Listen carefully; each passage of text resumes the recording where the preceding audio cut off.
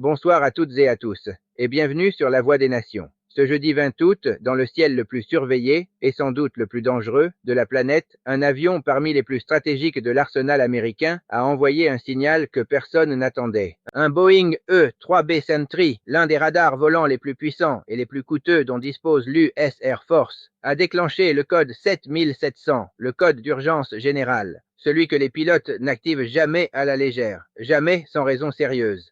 L'appareil survolait à ce moment-là le détroit d'Ormuz, cette bande de mer large, d'à peine 33 km, à son point le plus étroit, par laquelle transitait historiquement près d'un quart du pétrole mondial.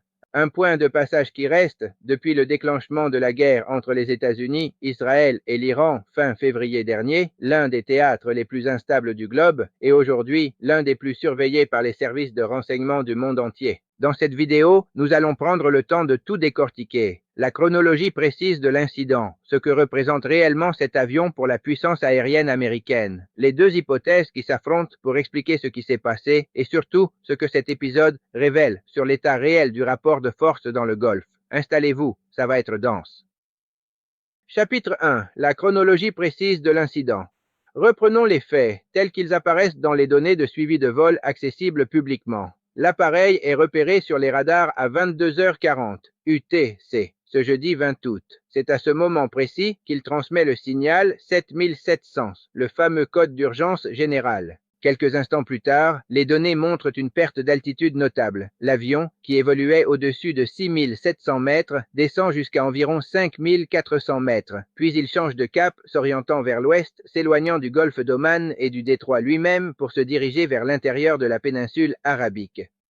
Au même moment, et c'est un détail qui a son importance, plusieurs avions citernes américains, des KC-46A Pegasus, opéraient dans le même secteur. Ces ravitailleurs avaient décollé de la base aérienne d'Al Udeid au Qatar, l'une des plateformes logistiques les plus importantes de l'US Air Force dans la région, et effectuaient un vol en boucle au-dessus des Émirats arabes unis. Un mouvement d'hélicoptères aurait également été observé depuis cette même base, peu après l'incident. Un type de déploiement qui, dans ce genre de situation, évoque davantage une procédure de recherche et sauvetage qu'un simple exercice de routine. Et puis, plus rien. Aucune communication ultérieure connue. Aucun nouveau message de détresse. Le signal du transpondeur disparaît des systèmes de suivi public. Silence radio.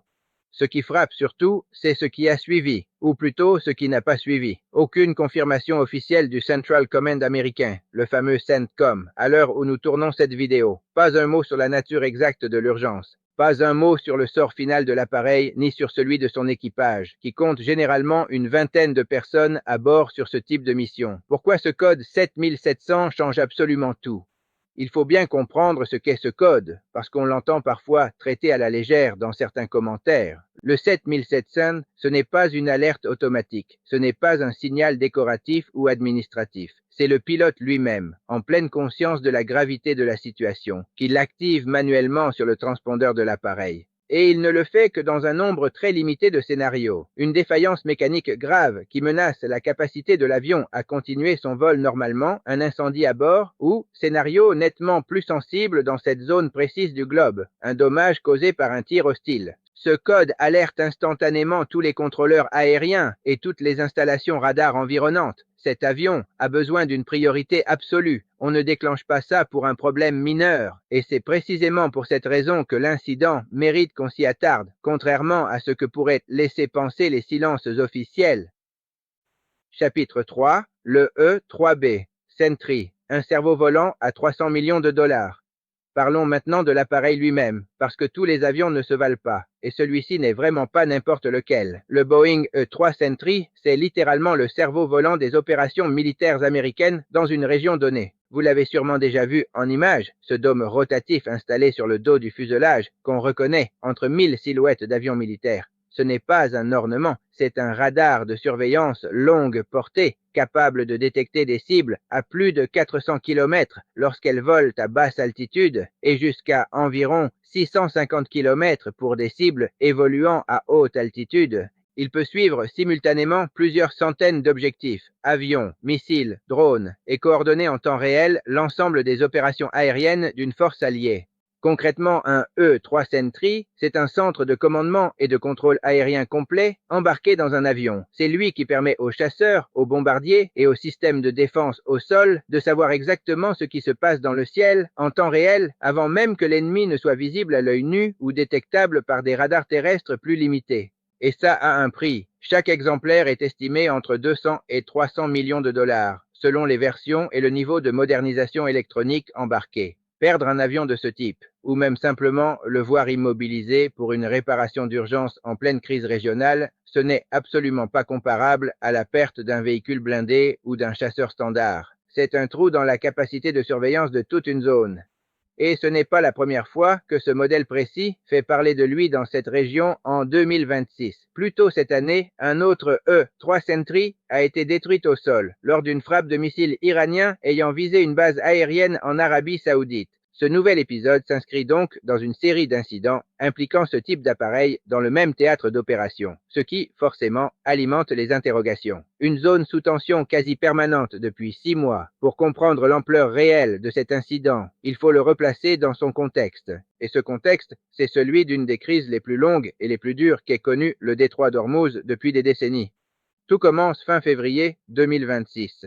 Les États-Unis et Israël lancent une campagne militaire d'ampleur contre l'Iran qui aboutit notamment à l'élimination du guide suprême iranien. En réponse, Téhéran frappe des cibles israéliennes, mais aussi des bases américaines dans la région et plusieurs États du Golfe considérés comme complices. Le détroit d'Ormuz, lui, se transforme en champ de bataille larvé. L'Iran y multiplie les mines navales, les attaques contre les navires marchands, les arraisonnements de pétroliers.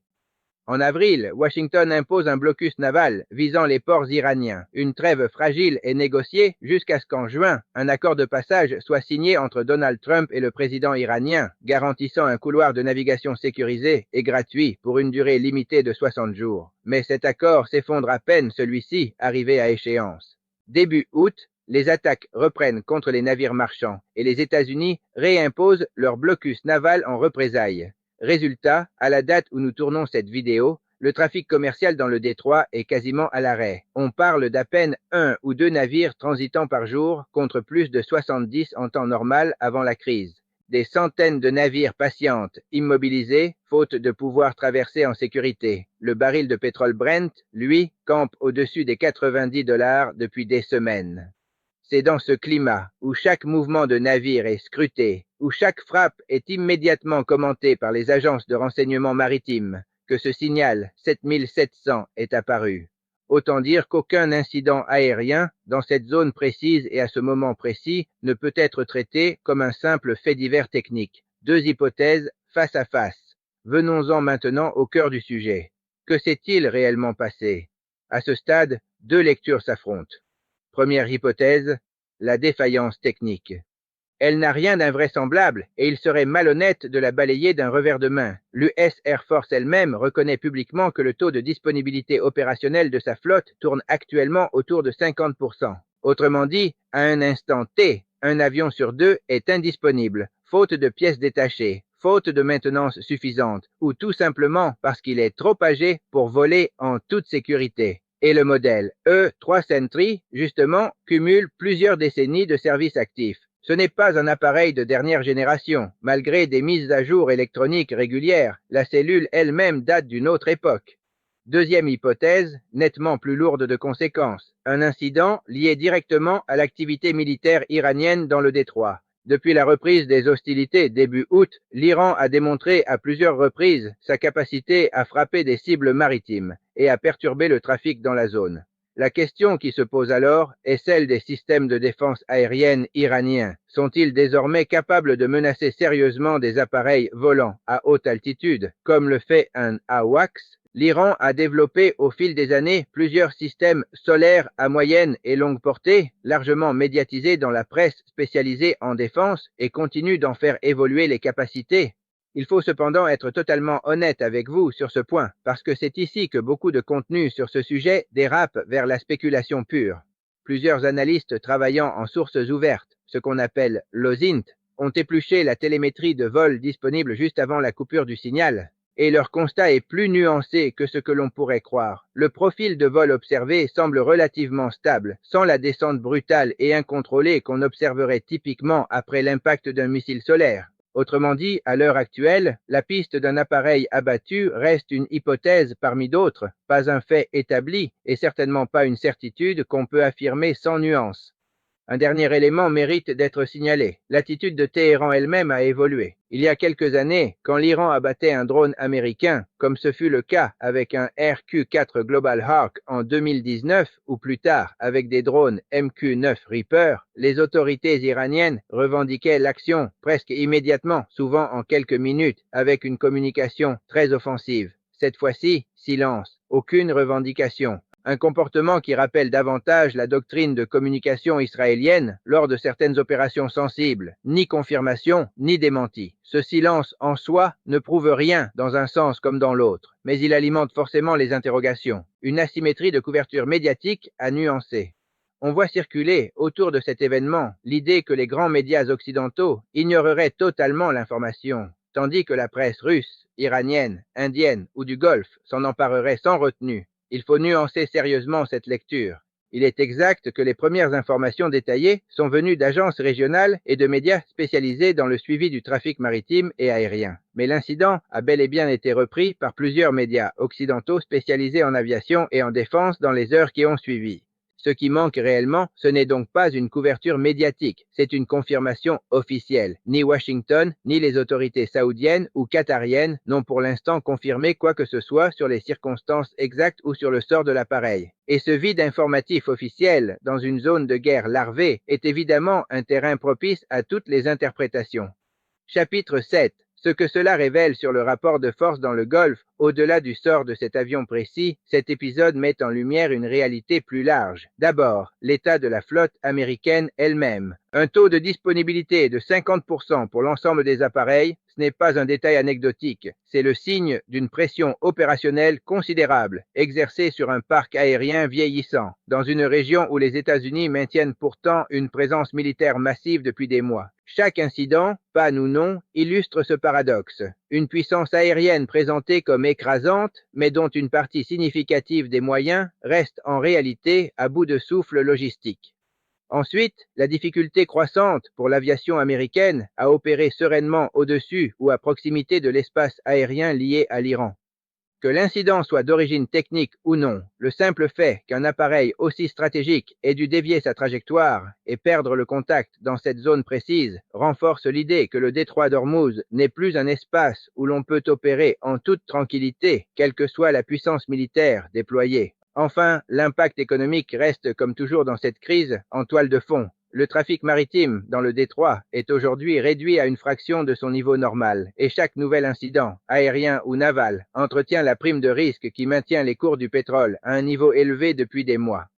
Alors, panne mécanique sur un avion vieillissant ou premier signe tangible que la défense aérienne iranienne représente désormais une menace crédible même pour les appareils les plus protégés de l'arsenal américain. Honnêtement, à l'heure actuelle, personne ne peut trancher avec certitude et se méfier des explications trop définitives, dans un sens comme dans l'autre, reste la meilleure attitude à adopter face à ce type d'événement. Ce qui est certain, en revanche, c'est que cet épisode s'inscrit dans une séquence bien plus large. 6 mois de tension quasi ininterrompue autour d'Ormuz, une flotte américaine sous pression logistique réelle et une Iran qui, qu'elle soit ou non responsable de cet incident précis, a clairement démontré sa capacité à perturber durablement l'un des points de passage les plus stratégiques de la planète. Nous continuerons évidemment à suivre ce dossier de très près et nous reviendrons vers vous dès qu'une confirmation officielle, dans un sens ou dans l'autre, sera disponible. Merci de nous avoir suivis jusqu'au bout sur La Voix des Nations. Si cette analyse vous a plu, abonnez-vous pour ne rien manquer de l'actualité géopolitique et on se retrouve très vite pour la suite.